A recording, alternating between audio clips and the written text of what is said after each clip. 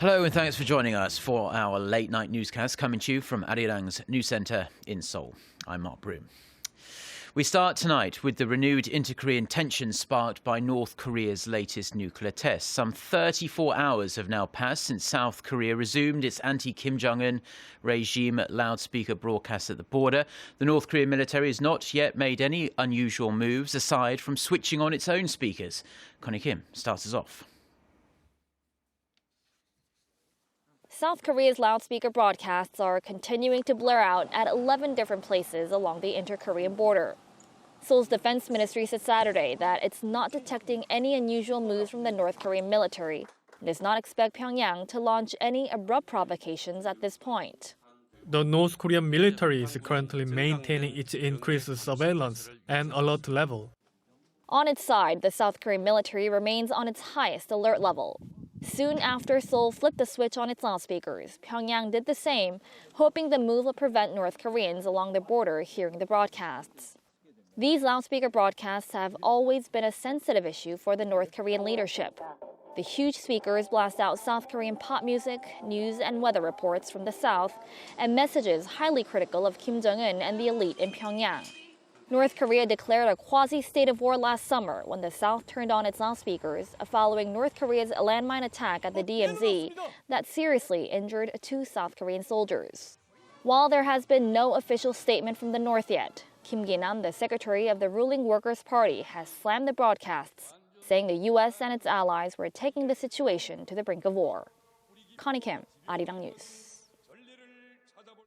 Now, South Korea says North Korea's latest video footage of its submarine-launched ballistic missile test was manipulated to make it look like it was more successful than it actually was. Oh Soo-young has the details. In a new video footage released by North Korea's state-run media on Friday, North Korean leader Kim Jong-un stands on a military vessel, watching what appears to be a submarine-launched ballistic missile being successfully test-fired. The missile shoots up almost vertically, soaring toward the sky, and at some 30 to 40 meters into the air, its boosters ignite with a boom, and the rocket disappears into the clouds. The test is presumed to have been conducted in December of last year in the East Sea. But the video's release has merely raised suspicions the launch scene was fabricated. This is footage of an SLBM test conducted in July 2014. Kim Jong-un looks on as a Scud missile shoots toward the sky. The shape of the clouds, the background and the mountainous scenery all look eerily familiar. South Korea's defense ministry says the new footage was edited using old videos of previous missile launches. Analyzing North Korea's latest SLBM video, we can say the regime is at the ejection stage of development. It will take Pyongyang a considerable amount of time to develop a fully functioning missile. This makes it difficult to confirm whether the missile's range has lengthened since previous tests. But the almost vertical liftoff indicates some improvements in technology. In May, when the North tested another SLBM, the launch angle was 74 degrees, whereas the recent footage shows a 90-degree launch angle. Seoul officials say they cannot rule out the possibility of the regime utilising its SLBM in 3 to 4 years if it focuses on development. Oh Soo-young, Arirang News.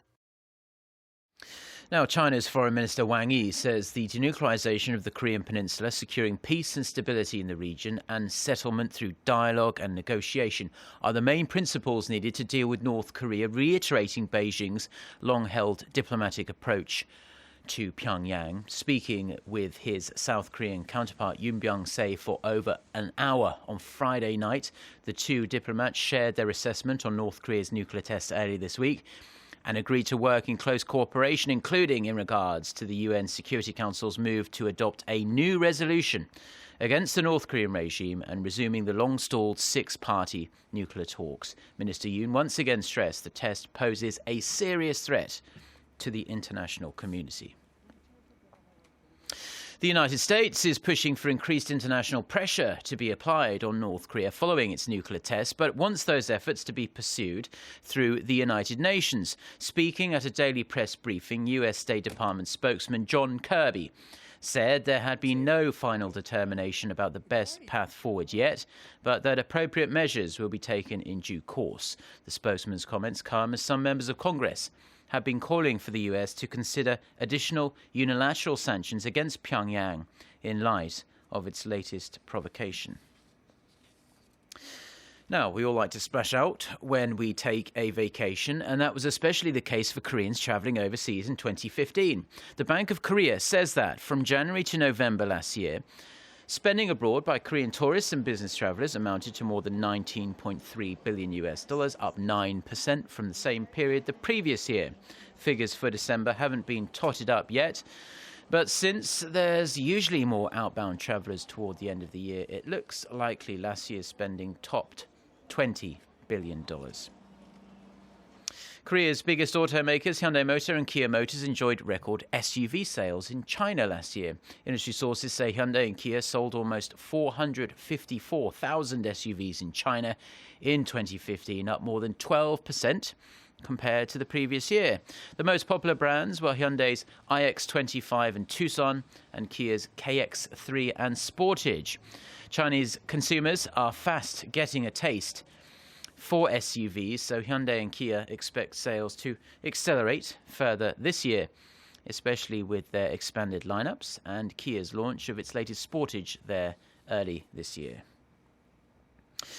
Now, German Chancellor Angela Merkel has, for the first time, said that she supports changing the law to make it easier to deport migrants that break the law.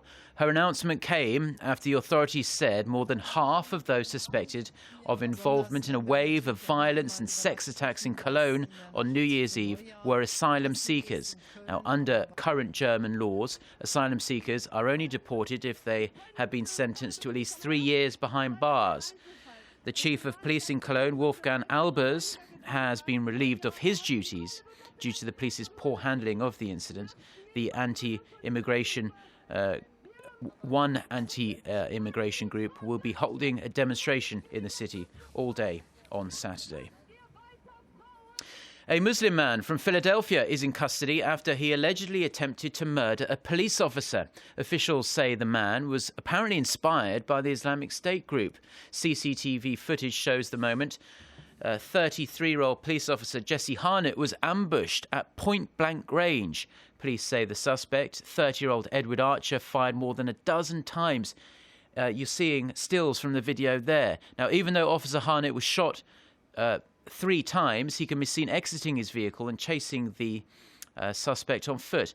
He is in hospital right now. He's in critical but stable condition. The authorities say it's too early to say whether Archer, who travelled to the Middle East a few years ago, had any direct links to ISIS. Now, once again, a new year is here, and for some smokers, quitting the habit is often a resolution. But the will to stop smoking often crumbles when some alcoholic drinks are on the table. Have you ever wondered why the two seem to go together? Well, now a new study provides a scientific explanation for the link between the two unhealthy habits. Park Se-young has a report. Many people who drink alcohol also smoke, which can be true even for people who aren't regular smokers. Drinking can even feed a nicotine habit. I usually smoke once an hour, but when I drink, I tend to smoke every 20 to 30 minutes. While drinking, some of my friends who have quit smoking say they want to smoke or they actually start smoking again. There's a scientific explanation for why drinking and smoking seem to go hand in hand. According to researchers from the University of Missouri School of Medicine, alcohol and nicotine enhance the pleasurable side effects of each other, and nicotine suppresses the sleep-inducing effects of alcohol. They made the discovery after recording the sleep patterns of rats that were fitted with electrodes and given an alcohol and nicotine cocktail.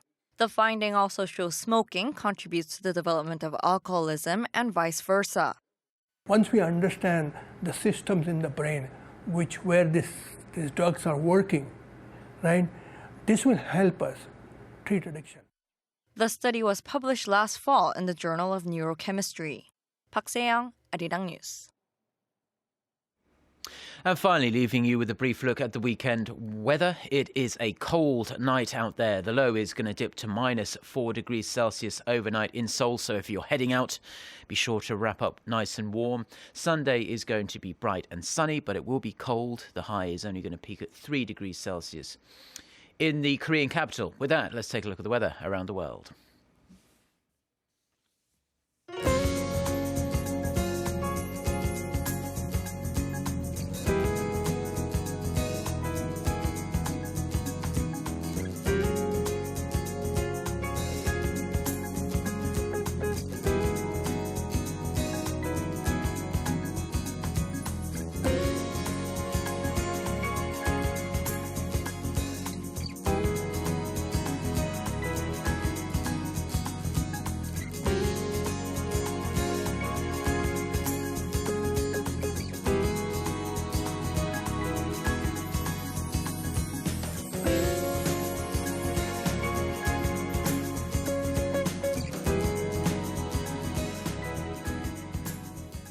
Well, those are the stories we have for you at this hour. For more of the latest, don't forget to check out the website arirang.com/news and do download our smartphone application. Just search for Arirang TV in the usual places. Enjoy the rest of your weekend. Goodbye.